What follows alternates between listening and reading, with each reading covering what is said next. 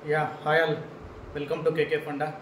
మెయిన్గా ఈ వీడియోలో మనం ఫోకస్ చేసేది మనం ప్రోడక్ట్ బేస్డ్ కంపెనీస్కి ఎందుకు అంత ఎక్కువ డిమాండ్, సర్వీస్ బేస్డ్ కంపెనీస్ని ఎక్కువ ఎందుకు సెలెక్ట్ చేసుకోరు, ఈ డిఫరెన్సెస్ మనం అసలు మెయిన్ డిఫరెన్స్ ఏంది, ప్రోడక్ట్ బేస్డ్ కంపెనీస్లో శాలరీస్ ఎలా ఉంటాయి, సర్వీస్ బేస్డ్ కంపెనీస్లో శాలరీ ఎలా ఉంటుంది, ప్రోడక్ట్ బేస్డ్ కంపెనీస్లో సెలక్షన్ ప్రాసెస్ ఎలా ఉంటుంది, సర్వీస్ బేస్డ్ కంపెనీలో సెలక్షన్ ప్రాసెస్ ఎలా ఉంటుంది, అలానే కెరియర్ గ్రోత్ ఎలా ఉంటుంది, ప్రోడక్ట్ బేస్డ్లో సర్వీస్ బేస్డ్ కెరియర్ గ్రోత్ ఎలా ఉంటుంది, అలానే ఎంతమంది ఎంప్లాయీ కౌంట్, అలానే యావరేజ్ ఎంప్లాయీ కౌంట్ ఏ కంపెనీస్లో ఎక్కువ ఉండేదానికి ఛాన్స్ ఉంటుంది, అలానే బెంచ్ సర్వీస్ బేస్డ్కి ఎందుకు బెంచ్ ఉంటుంది, ప్రోడక్ట్ బేస్డ్కి ఎందుకు బెంచ్ ఉండదు, ఈ ఈ పాయింట్స్ అన్ని మనం ఈ వీడియోలో డిస్కస్ చేస్తాం. చాలా ఇంపార్టెంట్ వీడియో. మీరు కానీ మన ఛానల్ కానీ ఫస్ట్ టైం కానీ విజిట్ చేస్తూ ఉంటే చాలా వీడియోస్ ఆల్రెడీ నేను అప్లోడ్ చేస్తున్నాను. మీరు ఆ వీడియోస్ని ఫస్ట్ నుంచి లాస్ట్ వరకు కంప్లీట్గా చూడండి. అట్లీస్ట్ కొంచెం ఇన్ఫర్మేటివ్ పాయింట్స్ మాత్రం మీకు ఖచ్చితంగా తెలుస్తాయి. ఓకేనా? Let's see into the product based and service based. Main difference ఏంటంటే క్లియర్గా అబ్జర్వ్ చేయండి. సర్వీస్ బేస్డ్ కంపెనీస్కి product based companies. First for example product based company అనుకో, మీరు చూస్తారు అమెజాన్, గూగుల్, ఓకేనా, అవన్నీ ప్రోడక్ట్ బేస్డ్ కంపెనీస్. వాళ్ళు ఎందుకంటే వాళ్ళకి ఓన్ ప్రోడక్ట్ ఉంటుంది. ఓకేనా? వాళ్ళు డైరెక్ట్గా కస్టమర్కి సర్వీస్ ప్రొవైడ్ చేయగలరు. డైరెక్ట్గా ఆ ప్రోడక్ట్ ఏదైతే ఉందో దాన్ని డెవలప్ చేసుకుంటే వెళ్తూ ఉంటారు. అమెజాన్ అనేది ఒక ప్రోడక్ట్. ఇప్పుడు మీరు అమెజాన్ ఆర్డర్ పెడుతున్నారు కదా, ఫర్ ఎగ్జాంపుల్ ఆ వెబ్సైట్, అది ఒక ప్రోడక్ట్, అది వాళ్ళ ఓన్ ప్రోడక్ట్. ఓకేనా? ప్రోడక్ట్ అంటే వాళ్ళ ఓన్. ఫర్ ఎగ్జాంపుల్ జియో మీరు చూస్తుంటారు, జియో యాప్స్ అని మీరు జియో మార్కెట్, ఓకేనా, జియో ఫైనాన్షియల్ రిలేటెడ్ వెబ్సైట్స్, అలా ఓన్ ప్రోడక్ట్ వాళ్ళది. Jio is the product based company. అలానే మీరు సర్వీస్ బేస్డ్ కంపెనీస్ అని చూసారనుకోండి, టీసీఎస్, ఇన్ఫోసిస్, విప్రో, ఎందుకంటే వాళ్ళకి ఓన్ ప్రోడక్ట్స్ ఉండవు, వాళ్ళకి ఓన్గా ప్రోడక్ట్ ఉండదు. వాళ్ళు ఏం చేస్తారంటే ఫర్ ఎగ్జాంపుల్ యూఎస్లోనో యూకేలోనో ఏదైనా ఒక బ్యాంక్, కొత్తగా బ్యాంక్ లాంచ్ చేస్తూ ఉంటే ఆ బ్యాంక్ ఎవరైతే లాంచ్ చేస్తున్నారో వాళ్ళ దగ్గర ఎంప్లాయీస్ ఉండరు.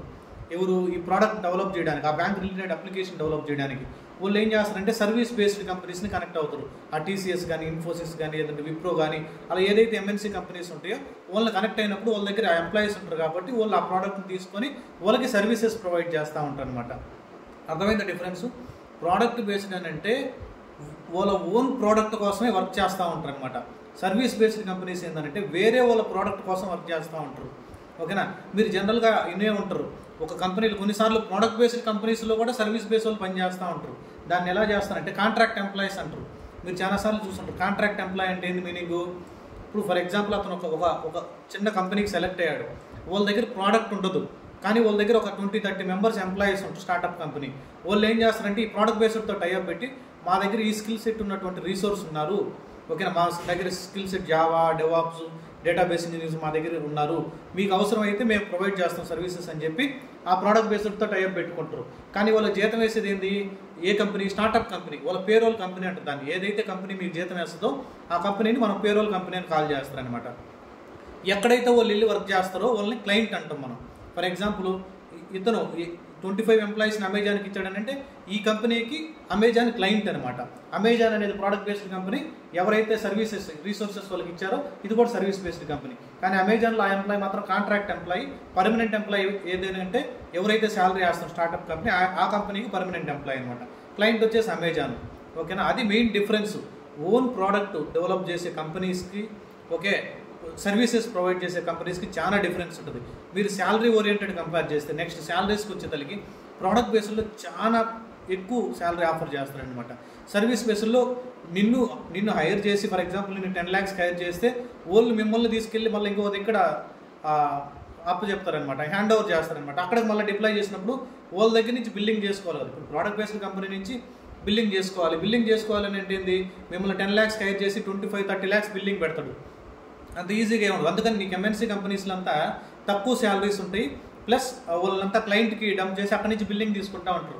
మీకు ఇంకో డౌట్ రావచ్చు, ఇప్పుడు ప్రోడక్ట్ బేస్డ్ కంపెనీ ఉంది కదా, ప్రోడక్ట్ బేస్డ్ కంపెనీ ఎందుకు డైరెక్ట్గా ఎంప్లాయీస్ని ఎక్కువ మందిని తీసుకోవద్దని అంటే ఉంటారు, ఆల్రెడీ ఎంప్లాయీస్ ఉంటారు. కానీ ఇమీడియట్ రిక్వైర్మెంట్ ఉన్నప్పుడు, ఓకేనా, ఒక పర్టికులర్ మాడ్యూల్లో డెవలప్ చేయాలనుకున్నప్పుడు సర్వీస్ బేస్డ్ కంపెనీ నుంచి కొంతమంది ఎంప్లాయీస్ని కాంట్రాక్ట్ ఎంప్లాయీగా తీసుకొని అప్పుడు వాళ్ళ చేత వర్క్ చేయించేసి ఆ మాడ్యూల్ అయిపోయిన తర్వాత రిస్క్ లేకుండా ఎంప్లాయీని ఆ ప్రాజెక్ట్లోంచి తీసేయచ్చు. మామూలు జనరల్ పర్మనెంట్ ఎంప్లాయీని కానీ తీయాలంటే నోటీస్ పీరియడ్ అమౌంట్ ఇవ్వాలి, చాలా రీజన్స్ చెప్పాలి, చాలా రిస్కీ ఉంటుంది అనమాట. అందుకని ఇమీడియట్గా అప్పుడు హైర్ చేయాలి, ఇమీడియట్ జాయినర్స్ దొరకడం కష్టం. ఓకేనా? కానీ ప్రోడక్ట్ డెవలప్ చేయాలి. అటువంటిప్పుడు ఏం చేస్తారంటే ఎవరైతే ఎంఎన్సీలో ఉంటారో వాళ్ళని హైర్ చేసుకొని కాంట్రాక్ట్ ఎంప్లాయీస్గా ప్రోడక్ట్లో పెట్టుకొని ఆ ప్రోడక్ట్ డెవలప్ చేసుకొని మళ్ళీ రిటర్న్ ఇచ్చేస్తూ ఉంటారు. మీరు అబ్జర్వ్ చేసే ఉంటారు, ఇంకొక మెయిన్ పాయింట్ ఏంటంటే ప్రోడక్ట్ బేస్డ్ కంపెనీస్లో బెంచ్ ఉండదు, సర్వీస్ బేస్డ్ కంపెనీలో బెంచ్ ఉంటుంది. ప్రోడక్ట్ బేస్డ్ కంపెనీలు ఎందుకు బెంచ్ ఉంటుంది అంటే వాళ్ళు 6 monthsకి 1 yearకి లేదా 3 monthsకి వేరే ప్రోడక్ట్ వర్క్ చేయడం అలా ఉండదు. ఒకటే ప్రోడక్ట్ ఉంటుంది, 1, 2, 3 ఏదైనా ప్రోడక్ట్ ఒక ప్రోడక్ట్ మీద వర్క్ చేస్తున్నారంటే ఆ ప్రోడక్ట్ మీద కంప్లీట్గా మార్నింగ్ నుంచి ఈవినింగ్ వరకు వర్క్ చేస్తూ ఉంటారు. అది రిపీటెడ్ వర్క్ కానీ ఎన్హాన్స్మెంట్ వర్క్ కానీ ఏదైనా పర్లేదు, ఆ ప్రోడక్టే ఉంటుంది అనమాట. కానీ ఎంఎన్సీలో ఏమవుతుంది, ఒక 6 months నేను ఒక ప్రాజెక్ట్కి డిప్లాయ్ చేస్తుంది, మళ్ళీ ఇంకో 6 months ఆ క్లయింట్ వెళ్ళిపోయాడు, ఆ క్లయింట్ మన వర్క్ అయిపోయిందని చెప్పేసి ఇంకో ప్రాజెక్ట్ని డిప్లాయ్ చేస్తాను. అలా ఏమవుతుందంటే ఎంఎన్సీలో ప్రాబ్లం ఏంటంటే నువ్వు ఒక దాని మీద పర్టికులర్గా ఫోకస్ చేయలేవు అనమాట.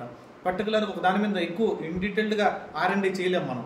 అదే మీరు ప్రోడక్ట్ బేస్డ్ కంపెనీస్లో అయితే ఇన్ డీటెయిల్డ్గా మీరు బాగా ఫోకస్ చేసే దానికి ఛాన్స్ ఉంటుంది. మీరు అబ్జర్వ్ చేయండి, సర్వీస్ బేస్డ్ ఇంటర్వ్యూ కొట్టడం చాలా ఈజీ, ఓకేనా, 2-3 రౌండ్లు అయిపోతుంది. కానీ ప్రోడక్ట్ బేస్డ్ 5, 6, 7 చాలా రౌండ్స్ పెట్టేదానికి ఛాన్స్ ఎక్కువ ఉంటుందంటే వాళ్ళు ఎక్కువ ప్యాకేజ్ని ఆఫర్ చేస్తారు. క్యాండిడేట్ నుంచి ప్రాబ్లమ్ సాల్వింగ్ స్కిల్స్ మెయిన్గా అబ్జర్వ్ చేస్తారు. ప్లస్ ఫర్ ఎగ్జాంపుల్ అక్కడ ప్రోగ్రామ్ అని అనుకుంటే డేటా స్ట్రక్చర్స్ అల్గారిథమ్స్ కొంచెం డీప్గా అడిగి, ఓకేనా, ఏదైనా ఒక అప్లికేషన్ డెవలప్ చేయమని ఒక టాస్క్ ఇచ్చి అలా చేపిస్తూ ఉంటారు అనమాట. చాలా చాలా చాలా కొంచెం డిఫికల్ట్గా ఉంటుంది ప్రోడక్ట్ బేస్డ్ సర్వీస్ కంపెనీస్లో నువ్వు ఇంటర్వ్యూని కానీ క్లియర్ చేయాలని. ఎందుకంటే నేను సర్వీస్ బేస్ నుంచి ప్రోడక్ట్ బేస్డ్ వచ్చాను, నాకు తెలుసు ఆ పెయిన్ ఎలా క్లియర్ చేయాలి, ఓకేనా, ఎంత స్ట్రెస్ ఉంటుంది మనకి ఇంటర్వ్యూ క్లియర్ చేయాలి అనేసి.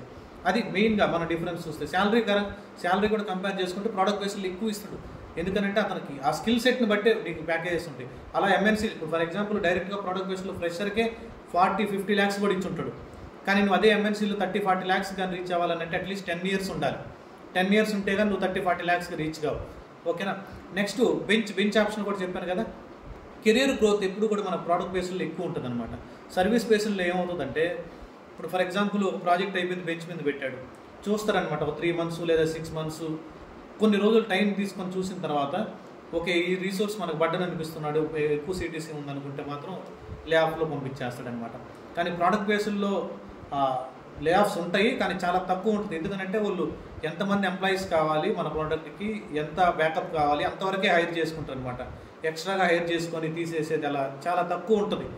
ఇప్పుడు లే ఆఫ్ స్టార్ట్ అయిన తర్వాత సర్వీస్ బేస్డ్లో ఎక్కువ లే ఆఫ్ ఉంటుంది కంపేర్ టు ప్రోడక్ట్ బేస్డ్ అనమాట. నెక్స్ట్ మనం ఎంప్లాయీస్ కౌంట్ చూసామనుకో, ప్రోడక్ట్ బేస్లో చాలా తక్కువ ఉంటుంది, ఒక 500, 1000, 2000, 5000, 10,000 లోపే ఉంటుంది.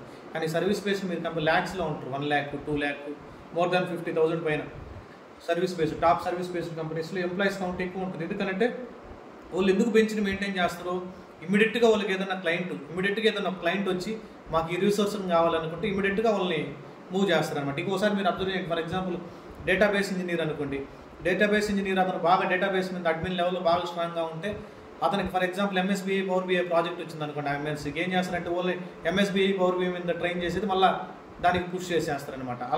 అలా ఏంటంటే నీకు నచ్చని వర్క్ కూడా నువ్వు అప్పటికప్పుడు నువ్వు నేర్చుకొని వాళ్ళకి క్లయింట్కి వర్క్ చేయాల్సి వస్తూ ఉంటుంది అనమాట. సర్వీస్ బేస్లో ప్రోడక్ట్ బేస్లో అలా ఉంటుంది, నీకు స్ట్రైట్ ఫార్వర్డ్గా ఉంటుంది. ఫస్ట్లోనే నేను హైర్ చేసేటప్పుడు క్లియర్గా ఉంటుంది ఏ స్కిల్స్ నీ దగ్గర నుంచి ఎక్స్పెక్ట్ చేస్తున్నావు అనేసి దాని మీదే ఎక్కువగా మనల్ని ఇంటర్వ్యూ ప్యానల్ చెక్ చేసేదానికి ఛాన్స్ ఉంటుంది. అలా చెక్ చేసిన తర్వాతే వాళ్ళు మనల్ని హైర్ చేసేదానికి ఎక్కువ ఛాన్సెస్ ఉంటాయి. చాలా ఎక్కువ రౌండ్స్ ఉంటాయి కంపేర్ టు సర్వీస్ బేస్డ్, ఎక్కువ రౌండ్స్ ఉంటాయి. నేను అబ్జర్వ్ చేసింది ఏంటంటే ఫ్రెషర్స్ని ఎందుకు యాప్టిట్యూడ్, బేసిక్ సి లాంగ్వేజ్ లేదా Python, Java, basic fundamental soups concepts, class అంటే ఏంది, ఇన్హెరిటెన్స్ అంటే ఏంది, ఆబ్జెక్ట్ అంటే ఏంటి, పాలిమార్ఫిజం అంటే ఏంది, method overloading, method over riding, polymorphism ఉన్నాయి. అలా బేసిక్ అడిగేసి what is string, what is array అనేది సెలెక్ట్ చేస్తున్నారు. కానీ ఎందుకు అలా సెలెక్ట్ చేస్తున్నారంటే తక్కువకు దొరుకుతారు. 3 lakhs, 5 lakhs బిలోనే మనకి ఫ్రెష్ గ్రాడ్యుయేట్ దొరుకుతాడు అనమాట. వాళ్ళని తీసుకొని వెళ్ళి ఫర్ ఎగ్జాంపుల్ అతను జావా మీద సెలెక్ట్ చేస్తే జావా ప్రాజెక్ట్ ఇవ్వరు. నేను చాలా మందిని గమనించాను, MNCలో వాళ్ళు ప్రోగ్రామర్గా వెళ్ళేసి ఇప్పుడు స్క్రమ్ మాస్టర్ అంటే మన ఇంట్రెస్ట్ ఉండాలి, ఆ సైడ్ వెళ్ళాలి, లేదంటే HR అంటే HR సైడ్ వెళ్ళాలి. అప్పుడు నీ క్వాలిటీని బేస్ చేసుకొని నువ్వు డిసైడ్ చేసుకోవాలి. ఈ MNCలోకి వెళ్ళిన తర్వాత మనకి ఏమవుతుందంటే వాళ్ళు మనల్ని సెలెక్ట్ చేసింది ఒక డొమైన్ మీద సెలెక్ట్ చేసి ఇంకొక డొమైన్ మీద వేసేస్తారు ఫ్రెషర్గా. అతను డెవలప్మెంట్ బ్యాక్గ్రౌండ్ వస్తే టెస్టర్ వేసేస్తారు, లేదా అతను టెస్టర్గా సెలెక్ట్ చేసుకుంటే అన్నిసార్లు కదా నేను చెప్పేది, అతను తీసుకొచ్చి డెవలప్మెంట్ వేసి ఉంటాడు, లేదంటే AWS కానీ క్లౌడ్లో వేసేసి ఉంటాడు. చాలా స్ట్రగుల్ అవుతూ ఉంటాం, మళ్ళీ అక్కడికి వెళ్ళడం, నేర్చుకోవడం, ఇలా ఉంటుంది అనమాట. MNCలో ప్రోడక్ట్ బేస్లో అయితే అలా ఉండదు. స్ట్రైట్ ఫార్వర్డ్గా నీకు ఏ స్కిల్స్ ఎట్ ఉంటుందో దాని మీదే నీకు వర్క్ ఎక్కువ ఇచ్చే ఛాన్స్ ఎక్కువ ఉంటుంది అనమాట. ఓకేనా. ఈ సెలక్షన్ ప్రాసెస్ కూడా మీరు చెప్పాను కదా ఇంటర్వ్యూ ఎలా ఉంటుందని. మీకు ఏదన్నా ఇంకా ప్రోడక్ట్ బేస్డ్ సర్వీస్ బేస్డ్ కానీ డిఫరెన్స్ కానీ ఇంకా కన్ఫ్యూజన్ కానీ ఉంటే ఖచ్చితంగా కామెంట్ సెక్షన్లో మెన్షన్ చేయండి. I'm ready to give the reply.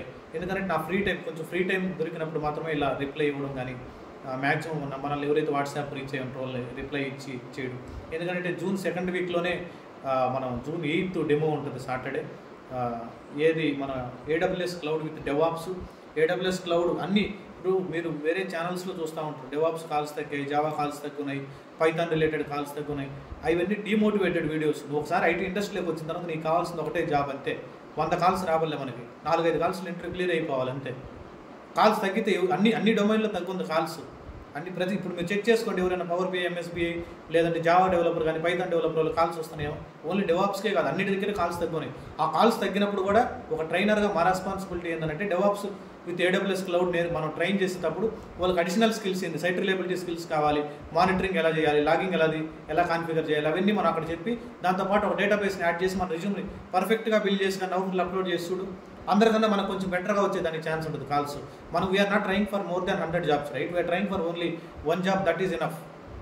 3 to 4 interview calls is more than enough to clear an interview. Okay, ఆ టెక్నిక్ తెలియక ఈ టెన్షన్లో కొంతమంది ఏది సెలెక్ట్ చేసుకోవాలా, డెవాప్స్ సెలెక్ట్ చేసుకోవాలా, క్లౌడ్ సెలెక్ట్ చేసుకోవాలా, చాలా కన్ఫ్యూజన్ అవుతూ ఉంటారు. అలా కన్ఫ్యూజన్ అవ్వద్దు. బెస్ట్ ట్రైనర్ నీకు ఇంట్రెస్ట్ ఉన్నటువంటి డొమైన్. ఫస్ట్ ఏంటంటే మీకు ఇంట్రెస్ట్ ఉండాలి డొమైన్. దాని తర్వాత బెస్ట్ ట్రైనర్ పర్ఫెక్ట్గా మిమ్మల్ని ట్రైన్ చేయగలడు, మీకు అతని మీద ట్రస్ట్ ఉంది, ఎలా అయినా మిమ్మల్ని ట్రైన్ చేసి ఇంటర్వ్యూలో గైడెన్స్ చేసి ఇంటర్వ్యూలో మిమ్మల్ని ఎలా కొట్ట పుష్ చేయగలడు అనుకుంటే ఆ ట్రైనర్ని మీరు ట్రస్ట్ చేయండి. ఏ ట్రైనర్ అయినా పర్లేదు, ఏ టెక్నాలజీ అయినా పర్లేదు, మీకు ఇంట్రెస్టెడ్ టెక్నాలజీ, మీకు ఇంట్రెస్టెడ్ ట్రైనర్. అంతేగాని నార్మల్గా వచ్చేసి మనం ఏదంటే అది ఇప్పుడు అక్కడ కాల్స్ తగ్గుతున్నాయి, ఇక్కడ కాల్స్ తగ్గుతున్నాయి రీజన్ ఏంటి? అన్నిటికీ కాల్స్ తగ్గుతాయి. ఒక పర్టికులర్ డొమైన్కి తగ్గగా ఒక ప్రాజెక్టు కొత్తగా మనకు ఒక ప్రాజెక్ట్ వచ్చిందనుకోండి, ఒక ప్రాజెక్ట్ వస్తే ఏంది మీనింగ్? ఆ ప్రాజెక్ట్లో డెవలపర్ కావాలి, టెస్టర్ కావాలి, మనకి డెవాప్స్ ఇంజనీర్ కావాలి, క్లౌడ్ ఇంజనీర్ కావాలి, నెట్వర్క్ ఇంజనీర్ కావాలి, అడ్మిన్స్ కావాలి, డిజైనర్స్ కావాలి, ఇలా ఎంతోమంది ఇంజనీర్లు కావాలి. ఒక ప్రాజెక్ట్ వస్తే ఓన్లీ డెవలప్మెంట్ టీమ్కే హైక్ ఉంటుంది, లేదంటే ఒక డెవలప్మెంట్ టీమ్కే ఫీచర్ ఉంటుంది, లేదా టెస్టర్కి ఉండదు, డెవాప్స్ ఇంజనీర్కి ఉండదు. అలా ఉండదు. ఓకేనా? మీరు అబ్జర్వ్ చేయాల్సింది ప్రజెంట్ మార్కెట్ డల్ ఉంది, లే ఆఫ్స్ జరుగుతున్నాయి. ఎందుకంటే మీరు ఇప్పుడు కానీ మీరు కొంచెం కానీ బాగా టెక్నికల్గా కానీ బాగా స్ట్రాంగ్గా కానీ రెడీగా ఉంటే ఒక్కసారికి ఎప్పుడైతే హైరింగ్ స్టార్ట్ అవుతుందో ఎవరు చెప్పలేమండి ఎప్పుడు హైరింగ్ స్టార్ట్ అవుతుంది, ఎప్పుడు హైరింగ్ మనకి లే ఆఫ్స్ అసలు వేకెన్సీస్ చాలా తక్కువ ఉంటాయని ఎవరికి తెలియదు, మ్యాక్సిమం తెలియదు. ఓకేనా? మనం చేసే ప్రాజెక్ట్స్ అన్ని అదర్ కంట్రీస్ మీద డిపెండ్ అయి ఉంటాయి అనమాట. మీరు ఆ అదర్ కంట్రీస్ ఎక్కువ న్యూస్ చూస్తుంటే కొంచెం ఇన్ఫర్మేషన్ తెలుస్తుంది. అంతేగాని మీరు ఎప్పుడూ మార్కెట్లో అప్డేటెడ్గా ఉండాలి. అప్ టు డేట్ కానీ ఉంటే ఎప్పుడైనా ఒక ఇంటర్వ్యూ కానీ షెడ్యూల్ అయితే ఆ ఇంటర్వ్యూలో కొట్టేసేయండి. అంతే. మనకి 50-100 jobs ట్రై చేస్తున్నాం, ఇంత ఒక జాబే కదా మనం ట్రై చేసేది. ఓకే, ఎన్ని వేలు 50,000 కంపెనీల పైన ఉన్నాయి ఐటీ కంపెనీస్. ఓకేనా? మనకు తెలిసింది ఎన్ని కంపెనీలు ఒకసారి లిస్ట్ చేసుకోండి, గూగుల్లో కొట్టండి. ఓకేనా? అసలు టెన్షనే పడద్దు. మీరు ప్రిపరేషన్ డెవాప్స్ అనే కదా, మీరు దేని మీద అయితే ప్రిపేర్ అవుతుంటో హ్యాపీగా ప్రిపేర్ అవ్వండి, ఇబ్బందే లేదు, టెన్షనే పడద్దు. హ్యాపీగా ప్రిపేర్ అవ్వండి. కరెక్ట్ స్ట్రాటజీ నేను ఇంత ముందు కూడా ఒక 2 to 3 వీడియోస్ ముందు కూడా ఎలా ప్రిపేర్ అవ్వాలి, ఇలా ప్రిపేర్ అయితే జాబ్ వస్తుందని ఒక వీడియో షూట్ చేసింది. ఆ స్ట్రాటజీ ఫాలో అవ్వండి, ఖచ్చితంగా మీకు జాబ్ గ్యారంటీ. అంతేనా? Okay, thank you guys, thanks for watching, by by.